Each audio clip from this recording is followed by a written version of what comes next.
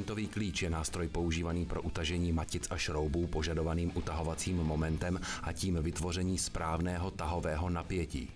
Momentový klíč také slouží k vyvození stejného utahovacího momentu v případě použití více matic a šroubů. Navíc zabraňuje poškození matic a šroubů nebo dokonce utržení hlav šroubů. Hráčnový momentový klíč je nejvíce užívaný typ a dovoluje uživateli nastavit požadovaný utahovací moment. Moog doporučuje používání ručního momentového klíče pro vyvození kroutícího momentu v souladu s doporučením automobilových výrobců. Hodnoty kroutícího momentu stanovují, jak pevně musí být šrouby utaženy pro zabezpečení požadované tuhosti soustavy. Každá hodnota kroutícího momentu byla navržena výrobcem zavěšení na základě rozměrů a funkce šroubů. Při náhradě dílu zavěšení je nezbytné dodržet kroutící moment doporučený výrobcem a to nelze zajistit při použití pneumatického utahováku. Momentový klíč používá aretaci se západkou a pružinou upozorňující kliknutím na dosažení nastaveného momentu.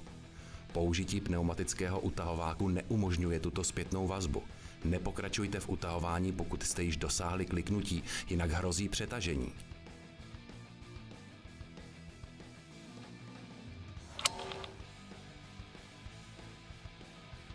Buďte si vědomi, že pružina uvnitř momentového klíče je kalibrovaný díl nářadí.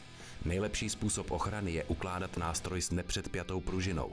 To zpřesní funkci mezi kalibracemi. Použití momentového klíče dovoluje zpřesnit instalaci dílu Moog a mechanika kontrolovat utahovací moment, na rozdíl od pneumatického utahováku. Matice a šrouby také podléhají opotřebení a korozi, takže by měly být nahrazovány. Dotažení pouzder by mělo být prováděno v poloze vozidla s normální světlou výškou podvozku. Při montáži kol také doporučujeme používat momentový klíč namísto pneumatického utahováku.